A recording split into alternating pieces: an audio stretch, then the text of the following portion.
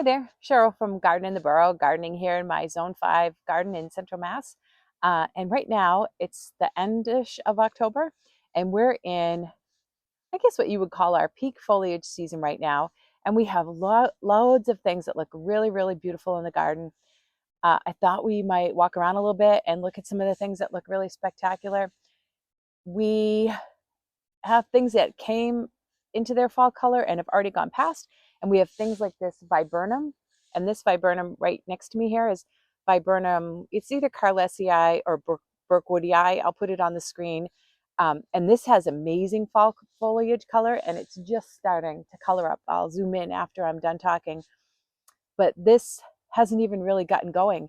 And we have some mums coming into bloom, and we have uh, just beautiful color on so many things. Looking out into the garden right now, it's spectacular. It's why I love living in New England. I love these crisp fall days that you can finally put on a sweater. You can finally sit outside comfortably without the yellow jackets are pretty much not around today.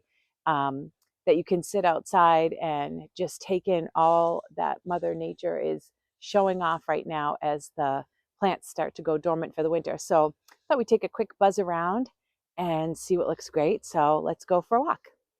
Before I do go, I will oops, sorry, I just hit my microphone. In case you were wondering if I knit my sweater, I did. And you can see there's our corgi dogs on the front. We have always had corgis since we lived here. And sometimes we have this sable color. And currently we have two that are black tricolors, one that's a long hair. But we've had two that were this sable color, baby deer and pumpkin. They're both gone over the Rainbow Bridge now. But anyway, yep, this sweater I knit, and I love wearing it at this time of year, sort of as like a jacket on this kind of perfect fall day. All right, let's go for a walk. Before we walk away from this stunning crabapple, I'll tell you the name. This one is Mrs. Robinson. I grow 3 crabapples. One I can't remember the name of, but it's a burgundy-leaved one, and one is Prairie Fire, which maybe we'll see today. I don't know. We'll see when we walk over there. And then this one is Mrs. Robinson. And I'm going to see if I can get the sunlight to, I'm going to walk over here a little bit and see if I can get the sunlight to help us see how beautiful that orange foliage color is. And this has very persistent, long hanging fruit.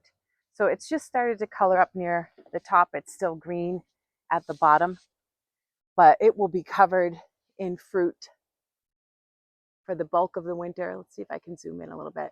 It's just gorgeous. This is a beautiful, beautiful crabapple variety that's very resistant to crabapple diseases.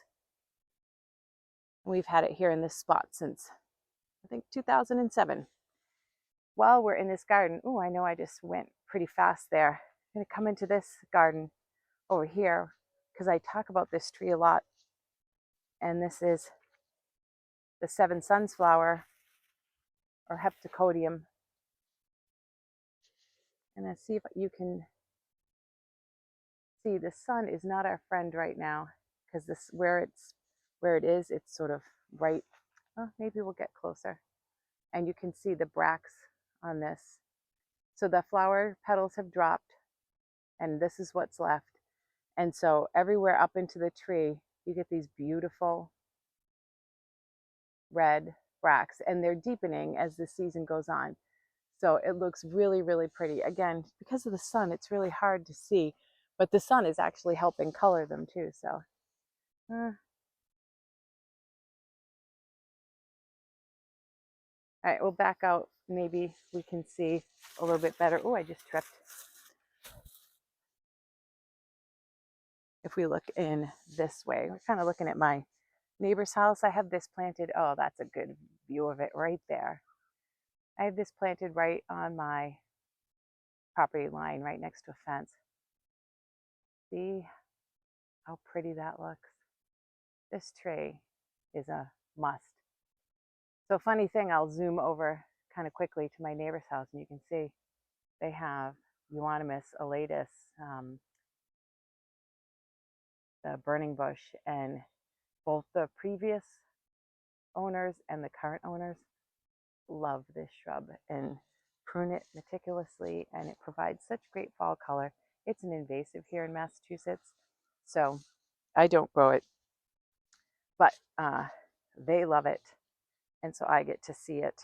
And this is the view right off my porch, and I can see their euonymus, and that yellow is summer sweet, and then my seven suns.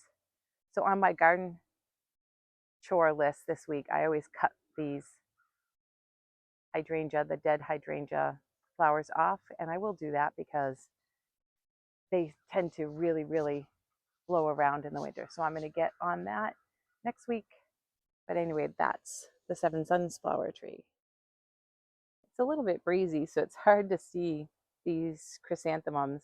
They're kind of blowing around a little bit. They're just starting to open. Let's see if I go down a little bit further. So I totally forgot to cut this back. So they're standing pretty tall. I would have preferred they were a little bit shorter. This is a variety that was sold to me and told to me to be copper penny. It's definitely daisy-like. I can't tell if copper penny, and there's another one called copper coin.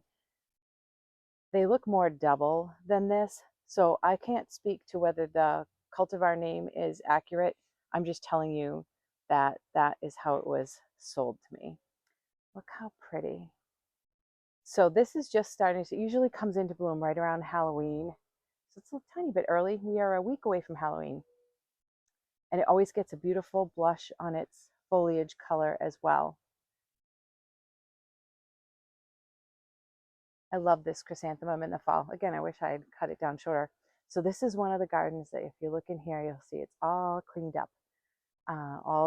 Everything's been cut back and all the leaves have been taken out. And I even cut back my mountain hydrangeas. And there's a reason for that. And that's because this garden is right up against our porch. And that's the base of our porch. And we'll get mice. Oh, and there's our chrysanthemum. We will get mice and voles really crazy in this garden. So even when I had come out to do a tiny bit of cleanup, the trails and holes in here were already crazy. They had already hunkered down for winter. So I came out and cleaned the whole garden, cut everything back. I even cut back the red twig dogwood that's in there down to just a few stems. Took everything out of here. So now over the winter, they won't have a place to hide. I will mention one more thing about this chrysanthemum. So if we're going to have a hard freeze, I always come out and cut any of these I can. So that would usually be like November-ish. I'll come out if there's any, and I want to have them for longer.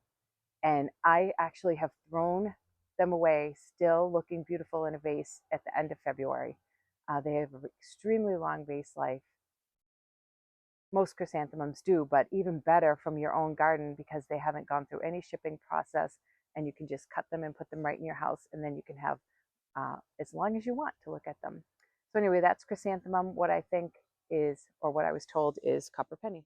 All right, while I'm standing here and the sun has kind of gone behind a cloud, I'm just spinning back to where that crabapple I was just talking about is, and you can see the glorious color on it now without looking straight into the sun. Beautiful color. This beautiful red sits right at the end of my driveway, and it's a Physocarpus. It is not a cultivar name because it was a seedling that I chose from some that had seeded from, I have a Copertina and a Diablo near each other, and this was a seedling from one of them, and it has beautiful, it has very different flowers, very different bracts, and it has exceptional fall color. This is a Physocarpus. This is one of the containers I potted up earlier, and the chrysanthemum, we've gotten a good, 3-4 weeks out of it, and it's just starting to need a little bit of deadheading and go past, and it's actually getting quite a few pink highlights as the nights are getting colder. So this container we planted this up together right in front of the garage. Beautiful. Stop to look in this area for a quick second because this is a chrysanthemum called Sheffield Pink. It has another name too. I'll put it on the screen. But these are the most open, I think, of all the ones that I grow. So I grow this in, I take divisions of it and move it around.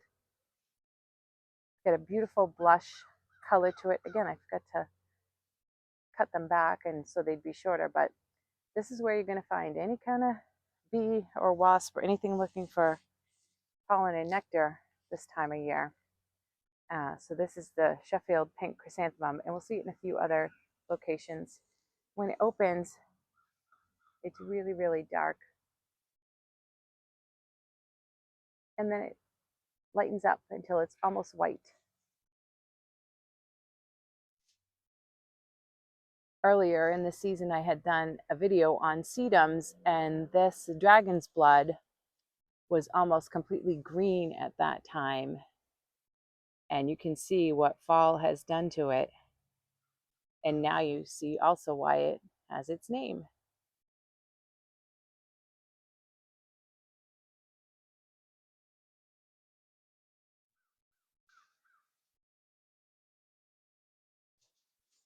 Woody plants in the Himamalis, Himamaliaceae family always have amazing fall color.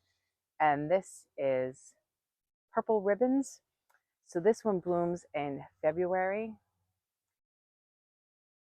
but it gets this very distinctive, fiery looking foliage at this time of year.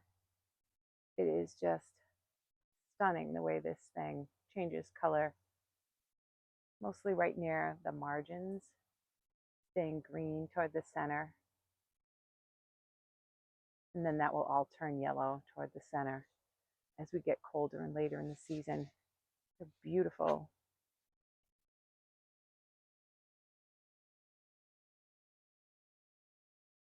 Fall color. I don't think if we're close enough to walk toward another one. We can walk toward a tree in this same plant family, the Persian ironwood. So we'll head there before we go out back. You can see how different the Persian ironwood, same plant family, but changes very differently to almost a deep burgundy color. Some reds and yellows, and oh my goodness, the color. This thing is like just a wonder how many different colors are on this same plant as it loses its, and this is a tree, it's just not very big yet. We have a willow right behind it that's going to get taken out to give it some more space. So right now it's probably standing about maybe 8 feet tall, but the willow being gone will give it some more room to spread its wings. All right, I guess I'm going to keep the camera on as I walk into the back, and you can see this maple, and it was in my last video, is completely bare. It's one of the first ones to switch over and has this gorgeous orange, and now it's past. And this maple, I don't know why it got really cloudy all of a sudden, but this maple here is just starting to color up. So we had one over there, and now we're going to get this one here. And I'll see if I can get a better picture of what the foliage color looks like. Also, we have the yellow is a cherry tree. And what else is looking? Oh, we have another big area of Sheffield chrysanthemum. So sweet. So I guess we'll walk this way. So you can see this is the difference in the fall color here. This is Diablo, which is the Physocarpus that's planted near. I didn't stop to look at Carpetina, but you can see the marked difference. This is a very dull, almost black fall foliage, Diablo, very, very dark leaved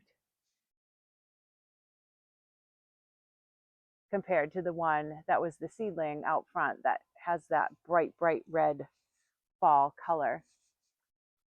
If you can see some of the orange, we're standing underneath this maple now. You can see some of the orange that's up in there. I walked right by this Kuza dogwood that also is looking gorgeous right now. And I can see this from inside my kitchen windows. This is my view. So it looks pretty spectacular, especially now that the maple to its left is already gone past. So we have this to look at now, right outside the kitchen window. Pretty beautiful. Oh, I swung back around so we could see. This is Cupertina, and you can see that its fall foliage is pretty dark too. So these are pretty representative of what the leaves look like after they emerge. This one emerges with very interesting color on the leaves, and then they get to be dark like that through the growing season. And its fall foliage is on the redder side, but you saw in the photos of the seedling out front. So I always, and I'll show you a 9-bark to the side. With my 9-barks, I pot a bunch up. Let me see if I can see any in this garden. I guess I don't see any. I'll talk while we're walking.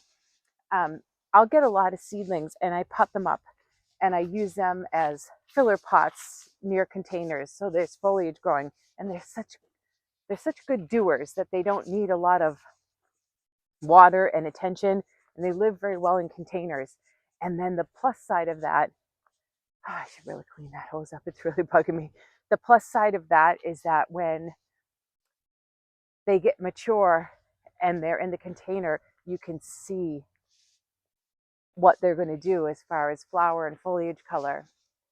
Get some more Sheffield pink mums right there. You note that, see, the color on the foliage of this is not as good as the one that copper penny gets far better foliage color on the leaves. These have definitely bigger flowers, but not as good a foliage color. All right, we're here near the blueberry bushes, which are just starting to color up a little bit. And what I missed, and I wish I had gotten it on film, is we have a lilac that actually gets beautiful fall foliage color too. But as I came back here, I realized that the leaves had already dropped. So I figured we'd look at the blueberry leaves because they do have beautiful fall foliage color. And then we'll walk back toward where we began. All right, on our way, we're going to stop and look at Fothergilla, another plant in the Hamamelis family. And you can see these have a beautiful, deep, deep burgundy red. But again, you get the same sort of crazy color changes with this plant. So this is Fothergilla, blue shadow maybe. Look how beautiful those are. I'll put its name on here. I have to go in and look for it. This plant has been here for eons. I don't remember which cultivar it is, but look at the color. It's just so amazing.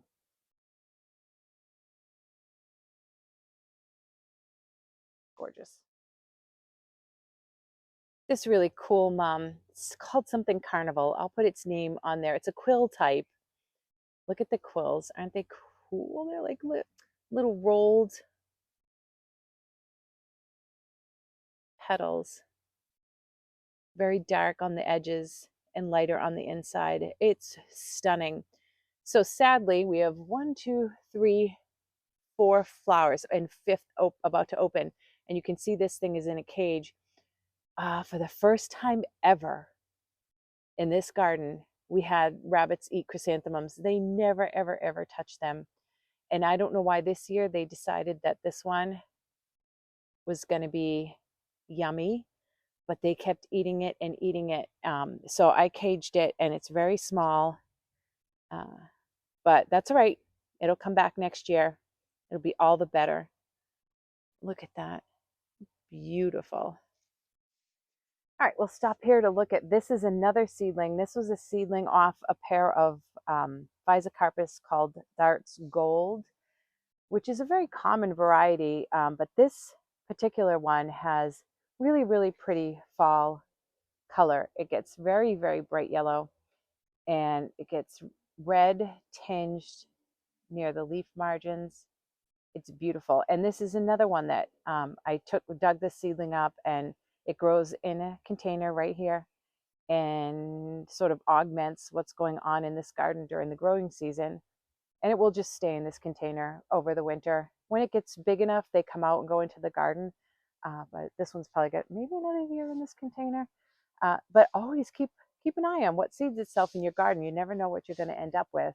So this was a seedling from Darts Gold that has really, really interesting and gorgeous fall color.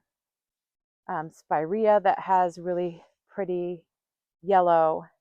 And we're going to walk back down, and we'll take one more look at the side of this Fothergilla, and you can see, again, it's the sun went in, so it's not as, the colors aren't as brilliant, but you can see how varied they are in this one shrub. Such a beautiful, beautiful New England grower. Super, it's tough as nails, Fothergilla. Doesn't really need your attention at all, but it certainly earns its space for its display in fall and also its spring foliage, spring flowers. So I'm going to come back in around because I had started talking about that viburnum in the beginning and realized I never showed you what its fall color is going to look like. So we are back to where we started from over here by the porch, and I'll try and, again, we've lost sunlight, so it's not as good to see the fall foliage when it's not being illuminated by sunlight. But you can see that this viburnum is going to turn that burgundy color. And what's great about this viburnum, I'll come in here on some of the leaves. You can see how glossy, how shiny the foliage is. So when it gets its fall color, it's just amazing because it has that gloss and shine to the leaves. So these are just starting to color up.